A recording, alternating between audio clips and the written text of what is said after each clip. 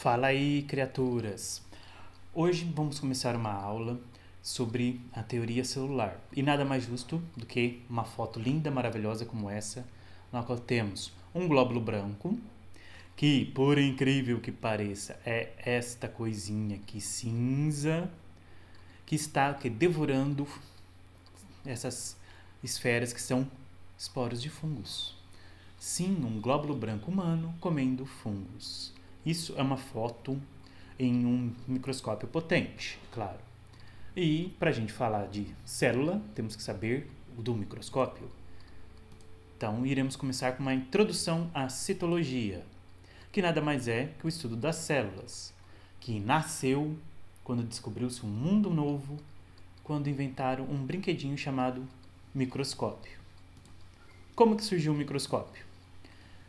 Dizem que começou com Zacarias Janssen, este cara da foto aqui, com esse lindo bigodão dele e essa barbicha. O que ele fez? Ele era um cara que trabalhava, ele e sua família trabalhavam com óculos, na produção de lentes. Dizem que foi possível criador do microscópio, só que ele trabalhava, como eu disse, com lentes para os óculos. E o que ele resolveu fazer num dia? Juntar uma lente na outra.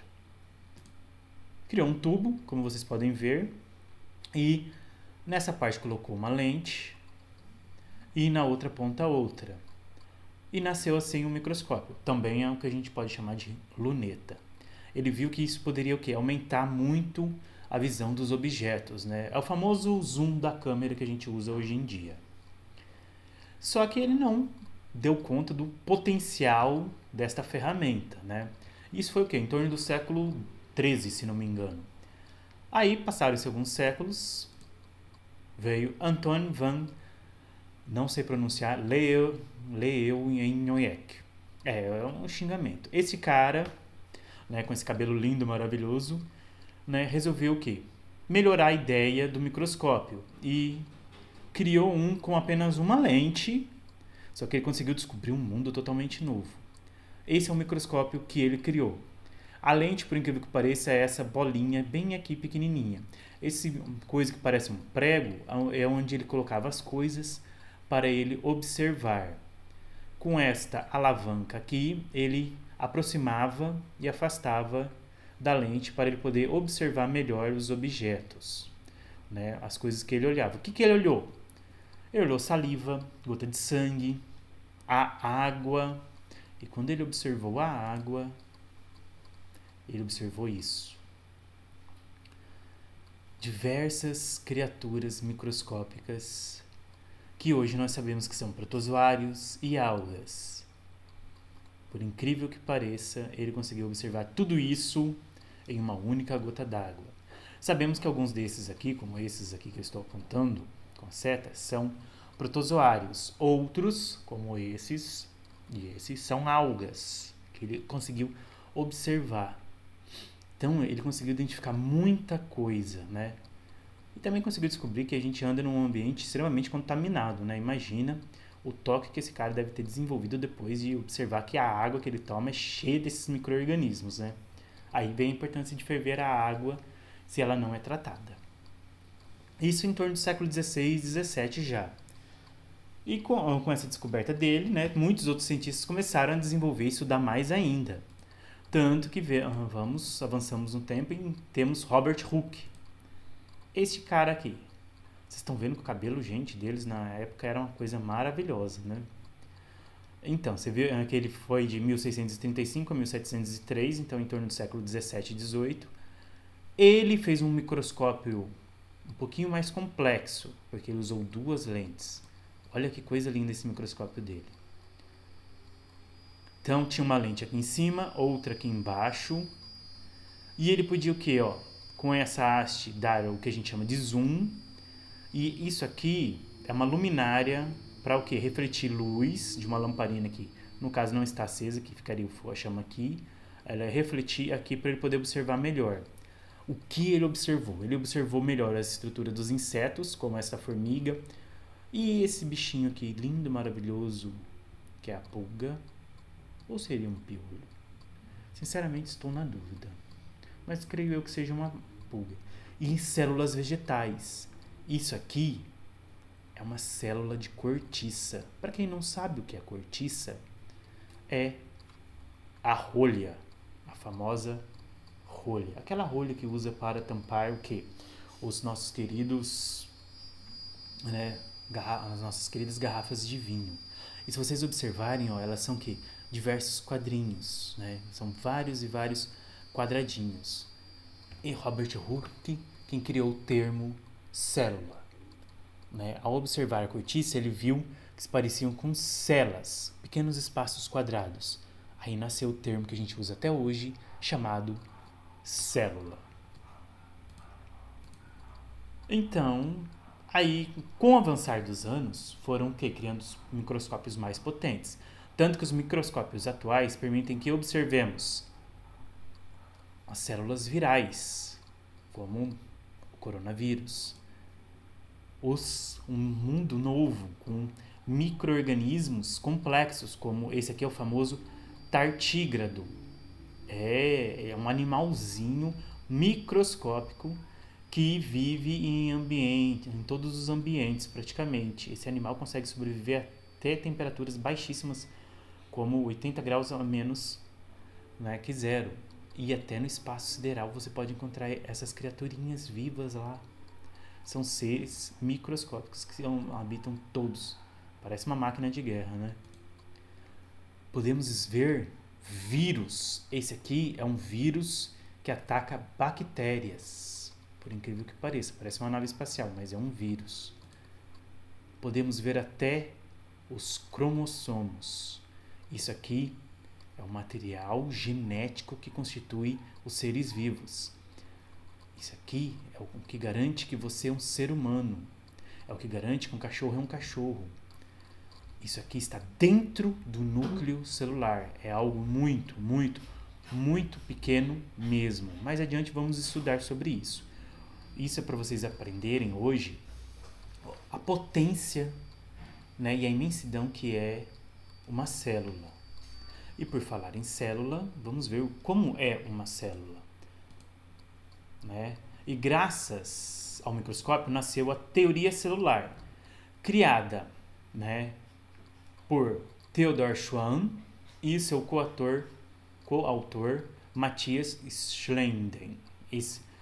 O Matthias, ele era um botânico e estudou muito o quê? As células vegetais e viu que elas seguiam alguns padrões, tinha algumas características semelhantes em todas as células. E Theodor Schwann, né, já era um fisiólogo, ou seja, ele estudava a fisiologia dos seres vivos, notou que este padrão também se aplicava às células dos seres vivos, né, dos casos, células animais. E ele, né, junto com Matthias, chegou à conclusão e criou o que a gente chama de teoria celular, que nada mais é o quê? Primeiro, todo e qualquer ser vivo é constituído de célula, tá? E de suas derivações de células. Assim, ou seja, a célula é a unidade morfológica básica comum a todo e qualquer ser vivo. Não interessa se ele é animal, vegetal, se ele é multicelular ou não. Multicelular são seres vivos que possuem mais de uma célula, de 3 a trilhões. Por exemplo, nós seres humanos temos em torno de 30 trilhões ou 300 trilhões. É célula pra caramba! Outra coisa é que nas células são realizados todos os processos fundamentais da vida, ou seja, é na célula que temos uma coisa chamada metabolismo, ou processos químicos. São reações químicas que mantêm a célula viva. Sem isso, a célula não é viva, ela morre. Então, se você retirar essas reações químicas, a célula vai morrer. Aí, se a célula morre, o organismo a que essa célula pertence irá morrer também. E o principal, toda célula só pode surgir a partir de outra pré-existente. Tá? Traduzindo, para uma célula nascer, tem que ter uma célula mãe. E o mais legal é que essas células, consideradas células filhas, vão herdar, né, o que a gente chama de herança genética, todas as características da mãe. Isso é extremamente importante, ou seja, ela é uma cópia fiel e fidedigna da célula mãe. Tá? Como as células se reproduzem?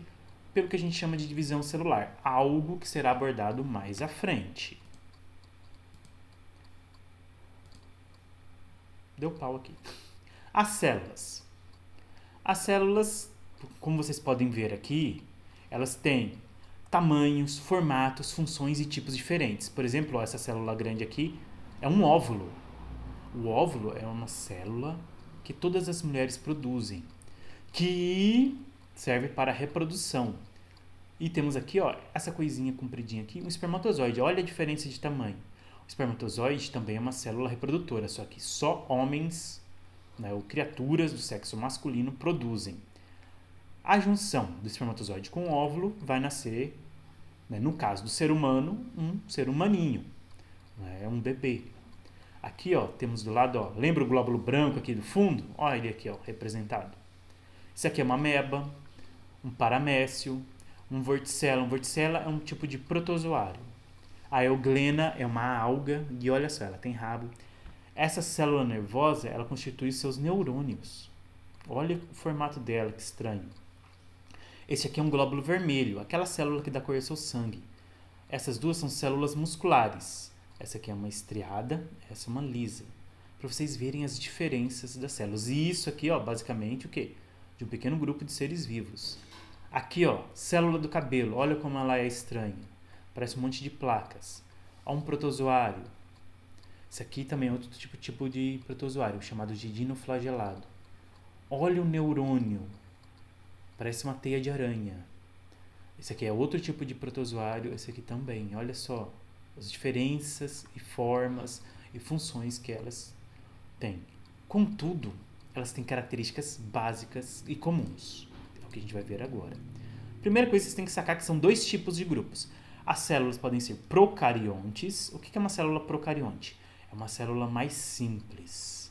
Tanto que o pro quer dizer primitivo, né, ou mais simples, e o carion, né, que são os cariontes, vem o quê? Do termo célula.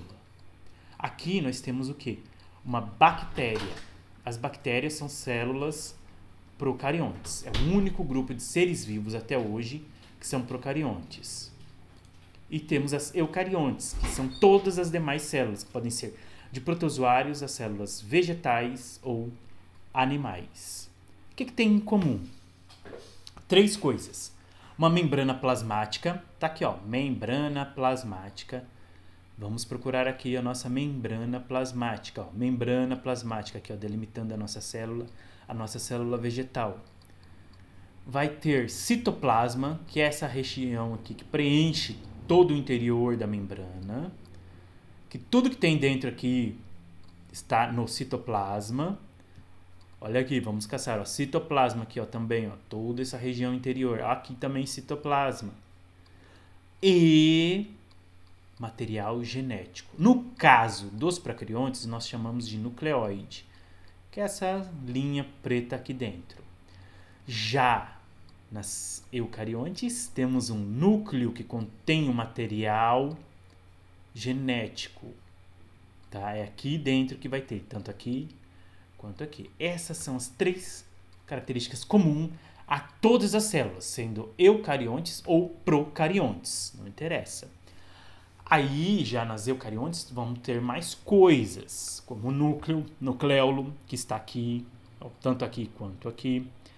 Os retículos endoplasmático rugoso e liso, ou seja, são estruturas internas. Mitocôndrias, que são essas coisinhas que parecem um feijão com um macarrãozinho em cima. Tá? Podemos ter peroxomos, ribossomos. Ó, ribossomos também está presente aqui, nos procariontes.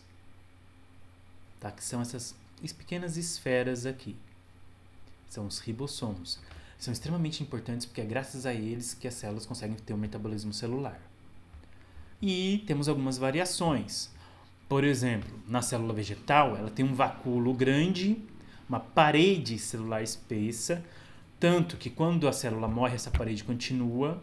É o que vocês chamam de casca, quando vocês tiram da planta. Tá? E, em geral, elas têm os plastos. Neste caso, o cloroplasto, que deixa a célula verde. Tá? Já na célula animal, ela tem algo exclusivo, centríolos. responsáveis pela reprodução celular e pela formação de flagelos. Ou seja, podemos encontrar centríolos aqui também em alguns em algumas bactérias. Então vocês têm que sacar que a forma, tamanho varia, mas as estruturas básicas continuam. Espero que tenham gostado. E para finalizar, eu vou mostrar para vocês um pouquinho, no microscópio, um pouquinho das células vegetais.